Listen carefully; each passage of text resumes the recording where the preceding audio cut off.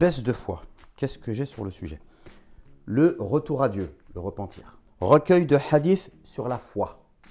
Ah ça, ce titre-là, j'aime beaucoup. Un livre d'Ibn al-Qayyim, Vers Allah. Ce livre m'a accompagné aussi pendant de nombreuses années. La foi et la vie. Et enfin, la foi musulmane. Rassurez-vous, je n'ai pas l'intention de vous faire une conférence académique d'1 heure sur le sujet. Par contre, si toi aussi tu sens que ta foi baisse, que tu as perdu le goût dans l'adoration d'Allah, que tu ressens une lourdeur pour prier, que tu pratiques de manière mécanique, que tu doutes de toi, tu ne ressens plus la saveur et le goût agréable de la foi, alors cette vidéo est faite pour toi. Car dans cette vidéo, je te propose 5 choses à faire absolument pour lutter contre la baisse de foi.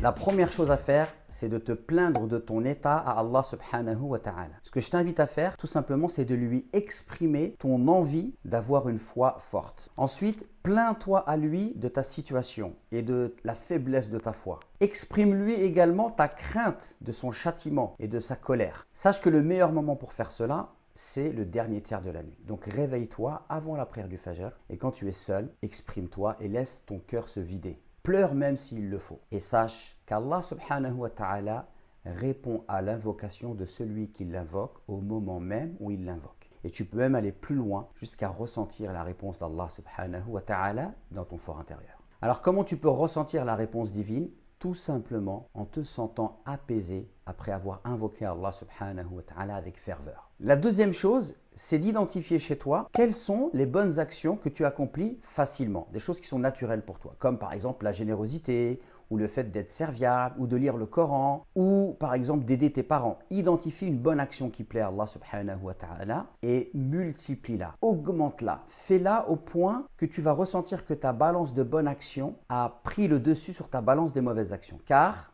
il y a une règle qui dit que la foi augmente avec les bonnes actions et elle diminue avec les mauvaises actions. Donc si tu as une chose qu'Allah t'a rendue facile, fais-la sans la négliger. Et surtout, ne néglige aucune bonne action, aussi minime soit-elle, et multiplie-la à volonté. Rappelle-toi qu'Allah a sauvé une prostituée de l'enfer parce qu'elle avait abreuvé un chien dans le désert. Et rappelle-toi qu'Allah n'oublie aucune bonne action, aussi petite soit-elle.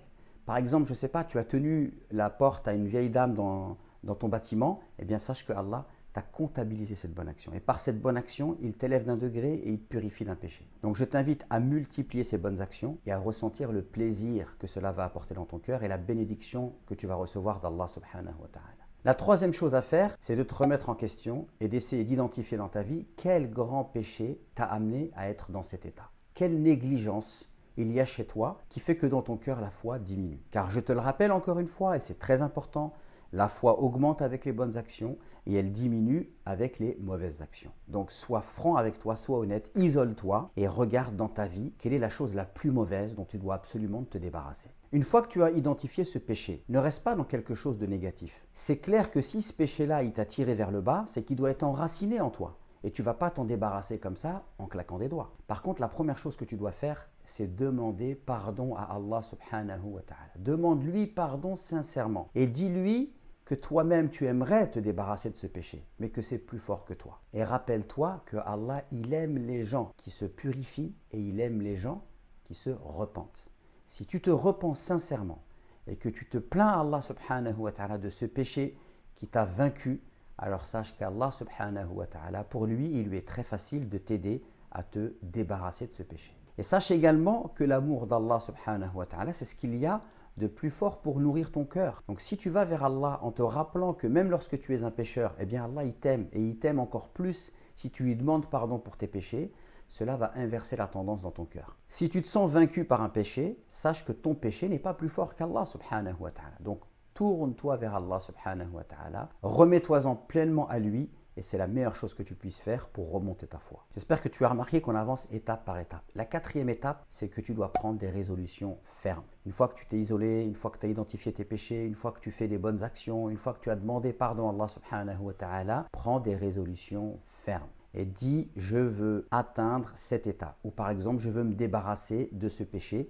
Et ces résolutions que tu prends, c'est un engagement entre toi et Allah subhanahu wa ta'ala. Par exemple, tu peux prendre la ferme résolution de ne plus fréquenter un endroit ou des personnes avec qui tu commettais un péché. Car certes, tu dois t'en remettre à Allah, mais ce qui est de ton ressort, tu dois le faire. Donc tout ce que tu peux faire, fais-le. Prenons l'exemple de celui qui a délaissé la prière.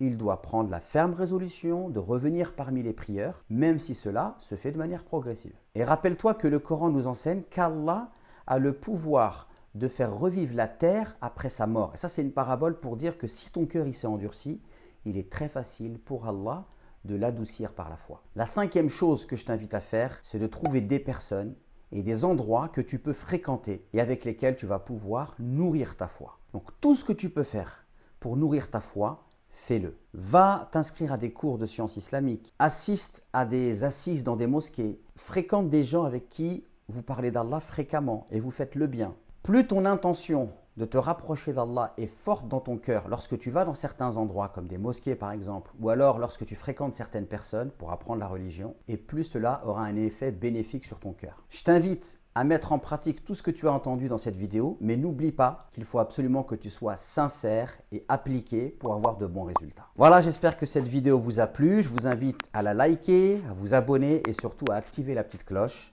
À très vite pour de nouvelles vidéos.